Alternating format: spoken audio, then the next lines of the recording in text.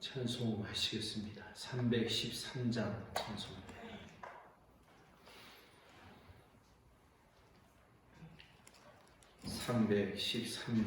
찬송입니다.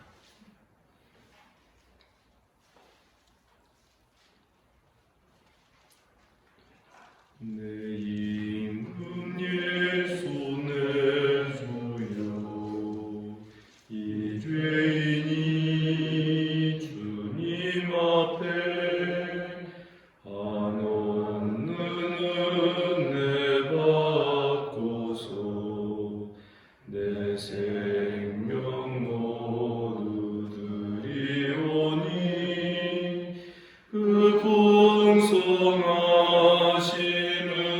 종을 주 내게 내려주소서.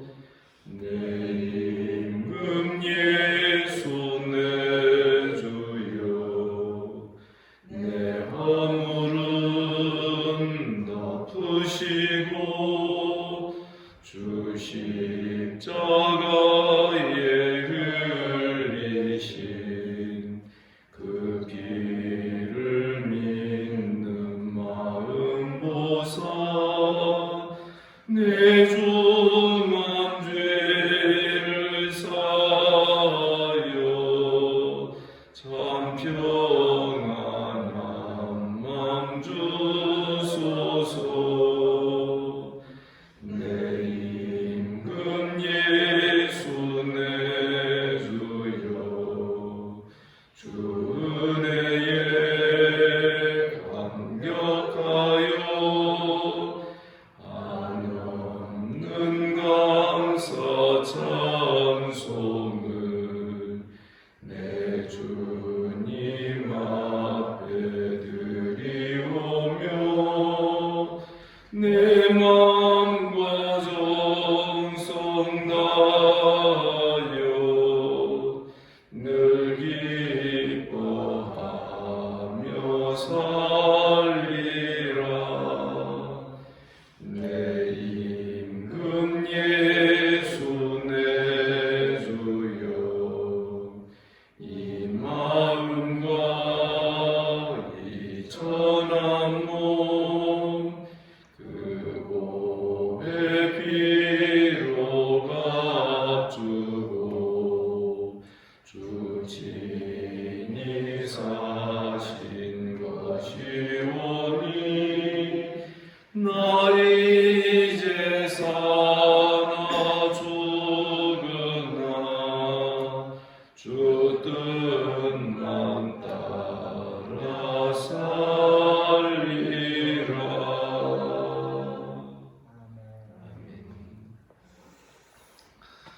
주께서 이 아침에 또 우리를 이 자리로 불러주신 줄을 믿습니다. 사도신경으로 신앙 고백 드립니다. 나는 전능하신 아버지 하나님 천지의 창조주를 믿습니다. 나는 그의 유일하신 아들 우리 주 예수 그리스도를 믿습니다. 그는 성령으로 잉태되어 동정녀 마리아에게서 나시고 본디오 빌라도에게 고난을 받아 십자가에 못 박혀 죽으시고 장사된 지 사흘 만에 죽은 자 가운데에서 다시 살아나셨으며 하늘에 오르시어 전능하신 아버지 하나님 우편에 앉아 계시다가 거기로부터 살아있는 자와 죽은 자를 심판하러 오십니다. 나는 성령을 믿으며 거룩한 공교회와 성도의 교제와 죄를 용서받는 것과 몸의 부활과 영생을 믿습니다. 아멘. 하나님 말씀 이사야 6장 1절에서 13절까지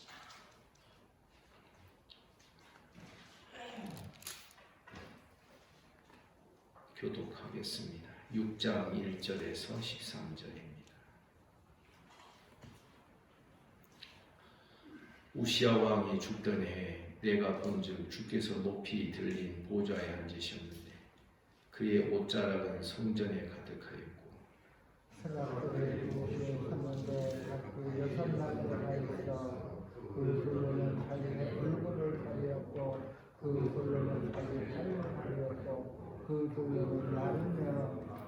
서로 불러 이르되 거룩하다 거룩하다 거룩하다. 만군의 여호와여 그의 영광이 온 땅에 충만하도다 하더라.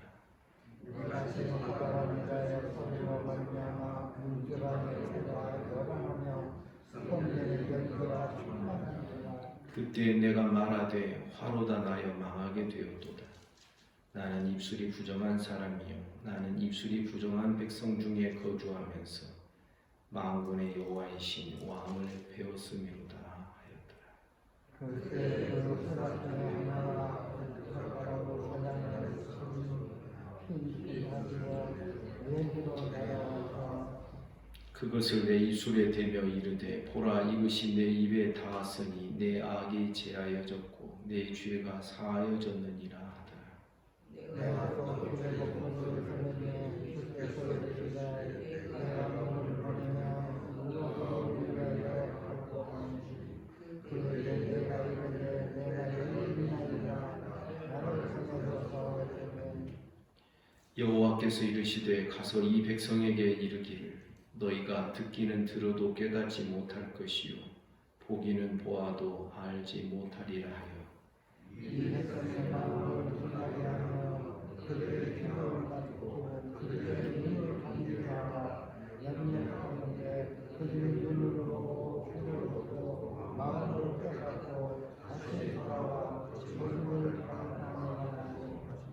내가 이르되 주여 어느 때까지니까 하였더니 주께서 대답하시되 성읍들은 황폐하여 주민이 없으며 가옥들에는 사람이 없고 이 토지는 황폐하게 되며 여호와께서 사람들을 옮기셔서 이 땅 가운데 한평 곳이 많을 것까지니라.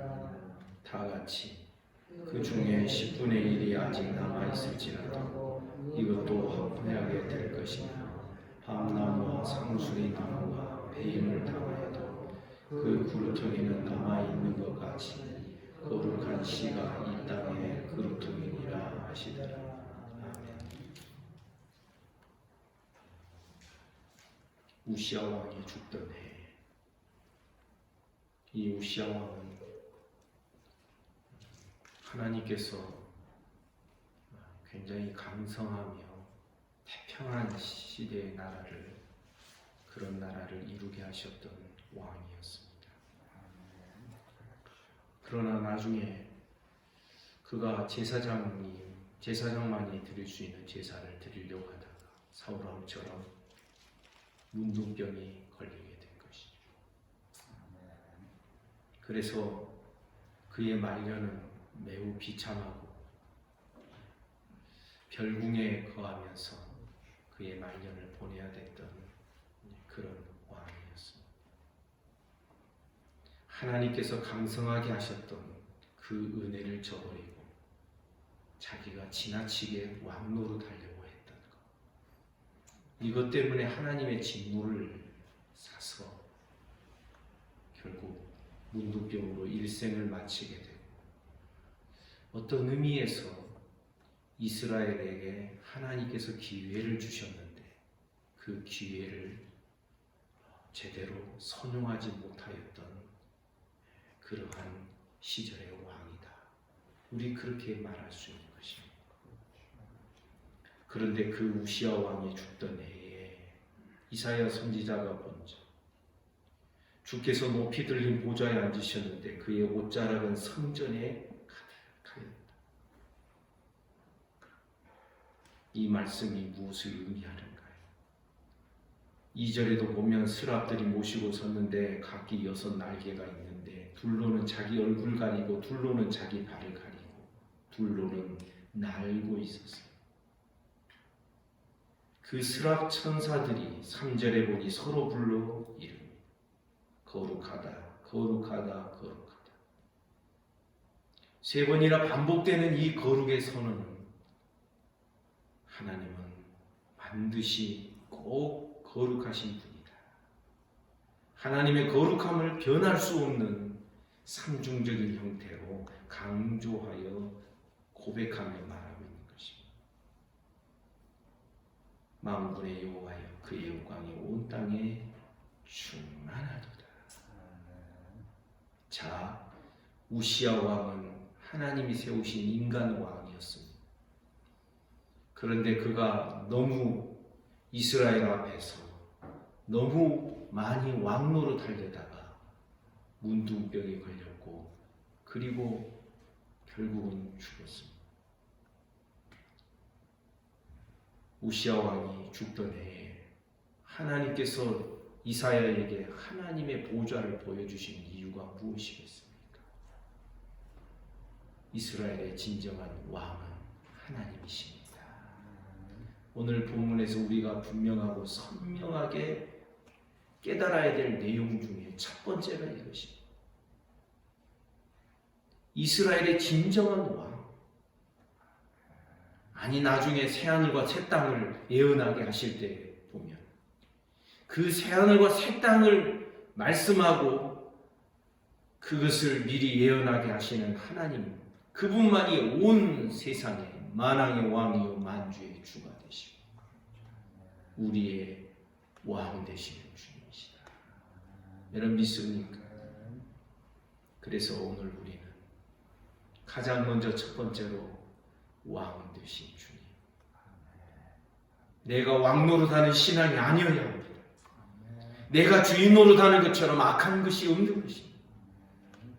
결국 이스라엘이 나중에는 망하게 됩니다. 예루살렘이 망하게 된 이유는 인간 왕이 지나치게 왕 노릇하게 되고 사람들마다 저마다 자기가 주인 노릇하여 결국 이스라엘은 망하게 되고 예루살렘은 완전히 함락되게 되는 것입니다. 왕 노릇한다는 증거가 어디에 있을까요? 5장에 보면 12절에 여호와께서 행하시는 일에 관심을 두지도 않고 자기 일에만 관심이 있습니다. 뿐만 아니라 하나님의 말씀을 무시하고 멸시합니다. 5장 24절에 보니 만군의 여호와 율법을 버리며 이스라엘의 거룩하신 이의 말씀을 멸시하였어요. 내 마음에 안 드는 말씀은 듣기 싫어했습니다. 그래서 거짓 선지자를 찾아갑니다. 예레미야 선지자나 이사야 선지자 같은 참말하는 선지자들을 저들은 좋아하지 않고 미워하였고 때로는 돌로 쳐서 죽이려고까지 했던 것입니다. 우리는 우리의 모든 삶의 왕이 하나님밖에 없다는 것을, 하나님이 왕 되신다는 사실을 우리는 분명히 깨달아야 되는 것입니다. 그 왕 되신 하나님을 만나게 해주시는 것이 바로 하나님의 은혜의 시작이 되는 것입니다. 왕 되신 하나님을 참되게 의지하고 만나려면 어떻게 된다고요? 우시야가 죽어야 됩니다. 내 마음에 다른 것이 왕 노릇하고 있는 것들이 다 십자가로 멸하여지고 죽어야 되는 것입니다. 하나님의 영광으로 성전 문지방이 요동하고 연기가 자욱했다 그랬습니다. 이것은 하나님께서 하나님의 궁전, 하나님의 하늘 성소, 하늘 성전을 보여주셨던 것입니다. 지상 성전은 그림자에 불과합니다. 물론 그것도 한 시대를 풍미했던, 한 시대 역할을 했던 하나님의 계시의 도구였습니다만 하나님께서 하늘 보좌, 하늘 성소를 보여주신 이유는 이제 이 지상 성소를 폐하실 그런 때가 되었다라는 것을 우리에게 보여주는 것입니다. 이 지상 성소가 어떻게 폐하여집니까? 예루살렘이 멸망을 당합니다. 멸망당하는 이유는 하나님께서 예루살렘을 포기하셨기 때문에 그렇습니다. 성전까지 유린됩니다. 이때 일어났던 일이 무엇입니까? 하나님의 영광이 이동식의 보좌를 타고 하나님의 영광이 어디로 떠나갑니까? 예루살렘에서 떠나버립니다. 하나님의 영광이 없는 예루살렘 성전은 빈 껍데기에 불과했던 것입니다. 이스라엘 백성들이 예루살렘의 백성들이 성전을 얼마나 껍데기 취급했습니까? 네, 마당만 밟는도다. 하나님 그렇게 말씀하시고, 저들이 가져오는 무수한 예물들, 무수한 재물들이 이제 내가 역겹다, 싫다. 누가 나를 위하여 이 성전문을 닫아버렸으면 좋겠다. 백성들이 성전을 껍데기 취급하니까 하나님께서 결국 그 성전을 버려버리신 것입니다. 이사야에게 하늘 보좌의 장면을 보여주십니다. 두 번째로 우리가 오늘 본문에서 보아야 될 것이 있습니다. 하나님을 만나고 하나님을 본 사람에게 즉각적으로 일어나는 첫 번째 반응이 있습니다. 그것이 5절에 기록됩니다. 그때 내가 말하되 화로다 나의 망하게 되었도다. 나는 입술이 부정한 사람이요 나는 입술이 부정한 백성 중에 거주하면서 만군의 여호와이신 왕을 배웠습니다. 하나님을 뵈며 하나님을 만나며 제일 먼저 깨닫는 것이 내 죄가 깨달아져. 여러분 믿습니까? 이런 은혜가 우리 모두와 함께하기를 주님의 이름으로 축복합니다. 하나님의 영광을 배우며 제일 먼저 내 모습 깨닫는 것이 택하신 자들의 첫 번째 반응이 되어야 하는 것입니다. 그런데 놀라운 것은 자기의 죄를 깨닫고 자백을 하니까 6절에 보니 스랍 중 하나가 부젓가락으로 제단에서 집은 핀 숯을 가지고 내게로 날아와서 내 입술에 대며 말합니다. 이것이 내 입에 닿았으니 내 악이 제하여졌고 내 죄가 사하여졌다. 예나 지금이나 성전은 절대 빈 껍데기가 될 수 없습니다. 세 번째로 우리가 보아야 될 것이 있습니다.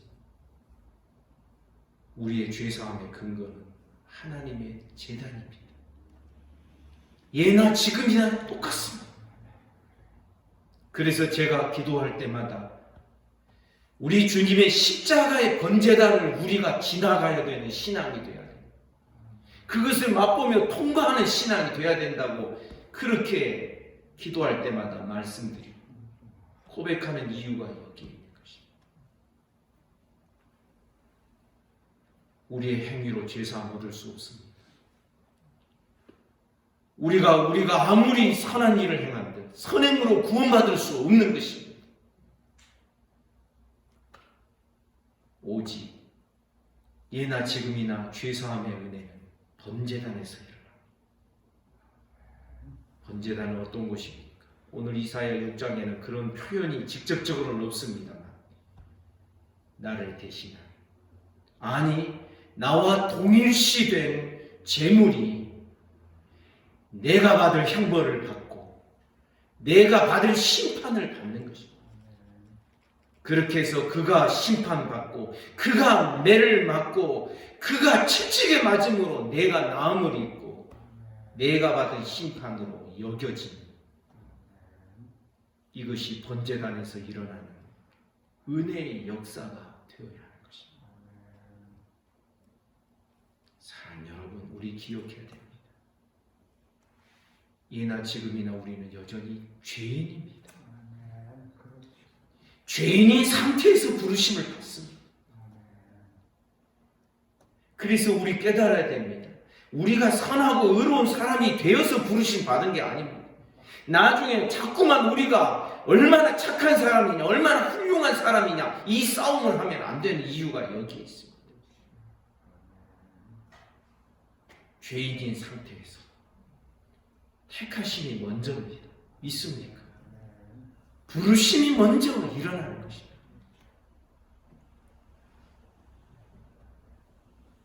그리고 그 죄를 씻고 용서하시고 사유하시는 그 근거는 여전히 하나님의 번제단인 것입니다.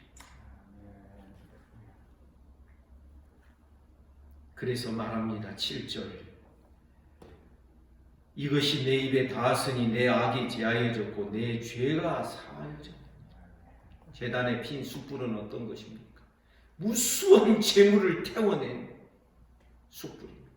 그 불은 이스라엘에게서 다시는 꺼지지 않도록 계속 그 불을 간직해야 됐던 것입니다. 구약 시대에는 그 무수한 재물들의 피가 뚝뚝 떨어지면서 숯불로 말미암아 그 피가 다 태워지고 모든 재물들이 다 태워지고 이 숯불 번제단이 우리의 죄사함의 근거가 되는 것입니다. 그 다음에 8절에 보니 이사야에게 무엇을 보여주십니까? 여호와의 회의, 하늘 보좌의 회의를 들려주십니다. 8절 내가 또 주의 목소리를 들으니 주께서 이르시되 내가 누구를 보내며 누가 우리를 위하여 갈고 하시니 그때 내가 이르되 내가 여기 있나이다. 나를 보내소서. 누가 우리를 위하여 갈고 이 표현은 바로 하나님의 이 어전회의, 하나님의 그 성소, 하나님의 그 궁전, 거기에서 이루어지는 여호와의 회의에 이 선지자를, 이사야를 참여시킨 것을 의미하고 있는 것입니다. 예레미야 23장에도 여호와의 회의가 나오고요. 아합 사건에도 보면 미가야 선지자가 하나님의 그 어전 회의에 참여했다가 아합을 꿰어서 죽게 할 그런 미혹해 하는 영의 이야기를 또 듣게 돼요. 이 하나님의 어전 회의에 가장 처음 효시 첫 번째로 성경에 기록된 것이 제가 보기에는 창세기 1장에서 우리가 우리 모양과 우리의 형상을 따라 사람을 만들자 하는 거기서부터 하나님의 어전 회의에 그 모습들이 나옵니다. 창세기 3장에도 보면 사람을 범죄한 인간을 에덴 동산에서 쫓아내실 때 저가 선악을 알게 하는 나무의 열매를 따먹었습니다. 우리 중에 하나같이 되었다. 우리라는 표현이 바로 이 집단적인 회의를 뜻하는 것이고 오늘의 이 말씀도 마찬가지인 것입니다. 주께서 이르시되 내가 누구를 보내면 누가 우리를 위하여 갈고. 그런데 여러분 자기가 잘나서 그런 것이 아닙니다. 그 다음에 우리 깨달아야 될 것이 내가 여기 있나나 나를 보내소서. 자기 잘나서 나서는 게 아닙니다. 하나님의 은혜를 경험하고 하나님의 어전회의에 참여한 자예요. 반드시 하나님의 도구로 자기의 삶을 헌신하며 드리게 되어 있는 것입니다. 우리 이런 신앙 되기를 주님의 이름으로 축복합니다. 우리는 대단한 어떤 역할을 하고자 나서는 자들이 아닙니다.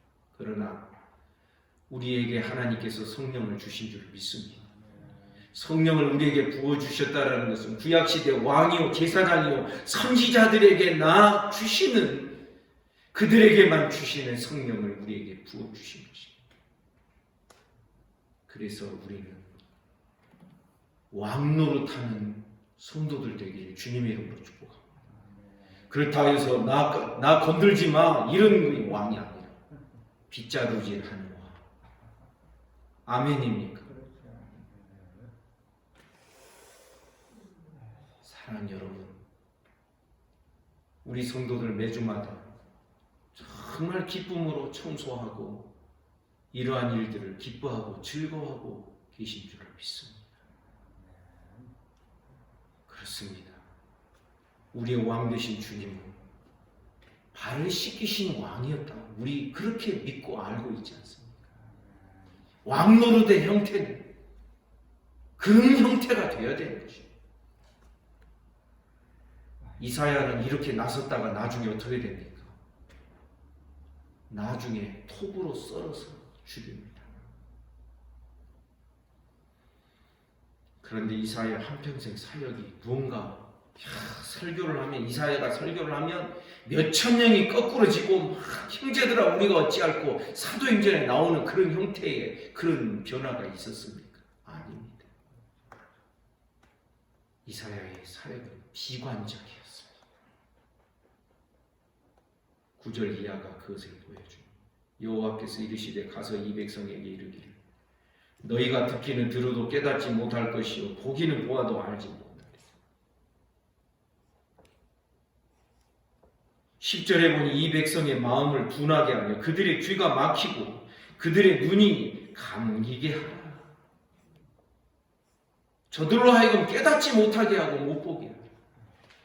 저들의 눈을 직접적으로 감기게 하라, 그런 뜻이 아닙니다. 여러분 기억하셔야 됩니다. 지금 무엇이 시금석이 되고 무엇이 지금 하나의 기준이 되고 있냐면 여호와의 말씀입니다. 그 말씀은 하나님의 어전회의에서 이사야에게 주어지는 말씀인 것입니다. 말씀 앞에서요 딱 이렇게 안 듣는 분이 있습니다. 안타까운 것이죠.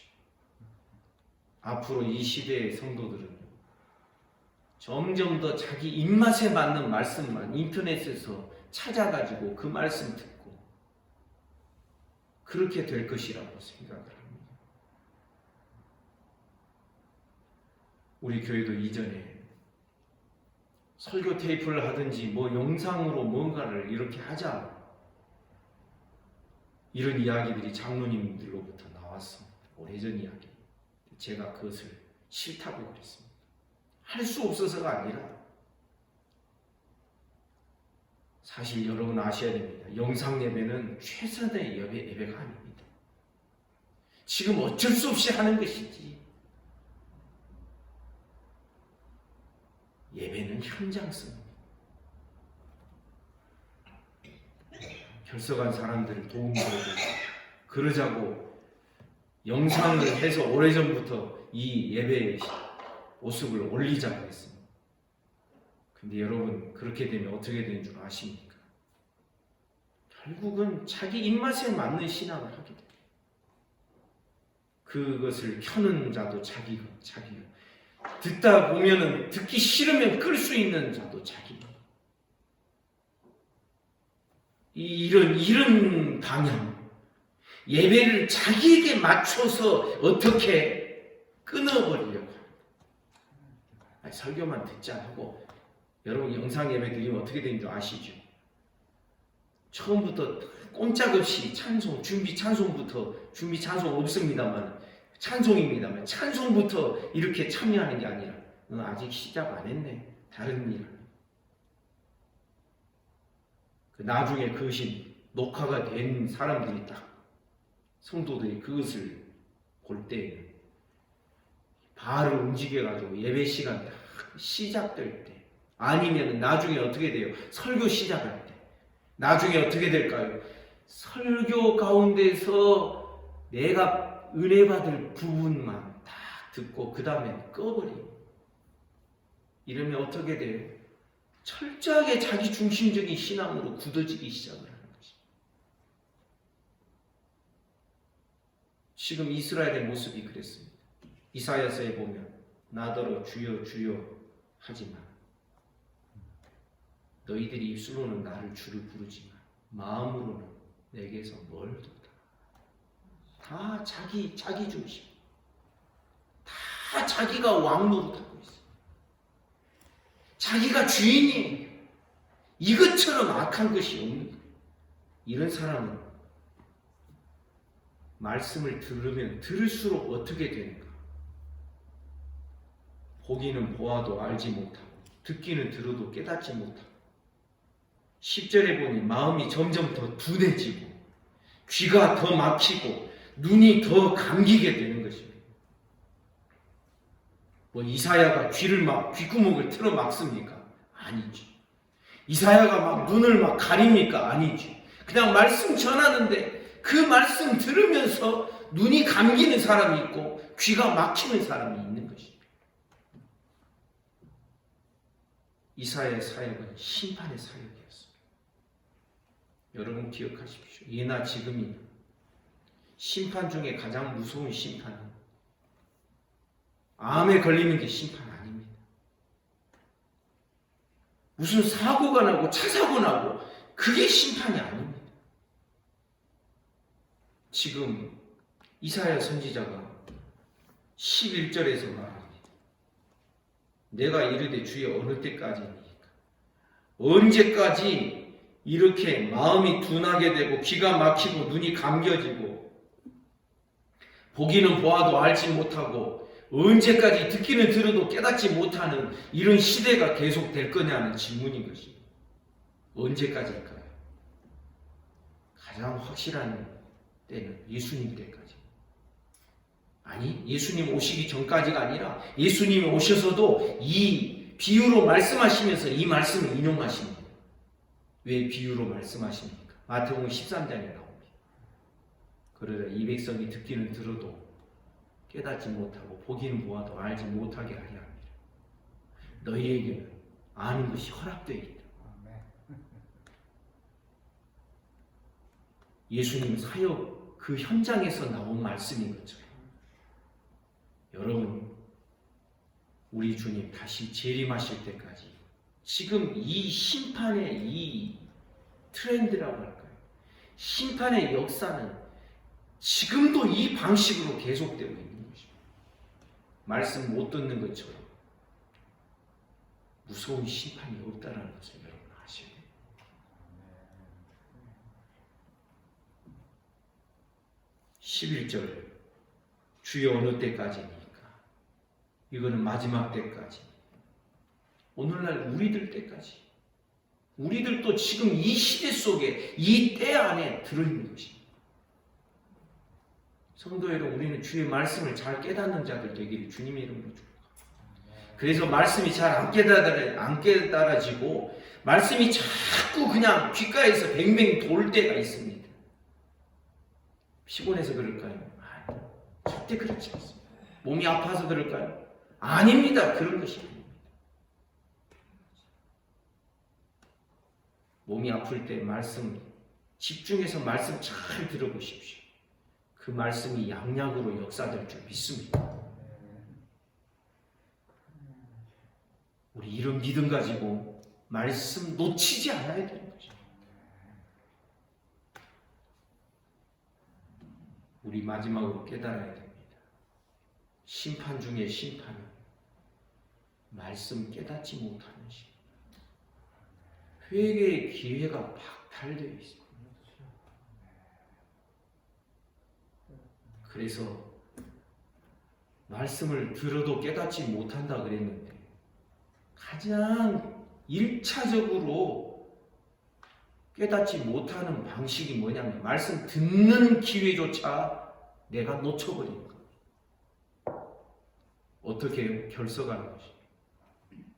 어떻게 해요? 예배 시간에 와가지고 딴 생각에 푹 빠져버려요.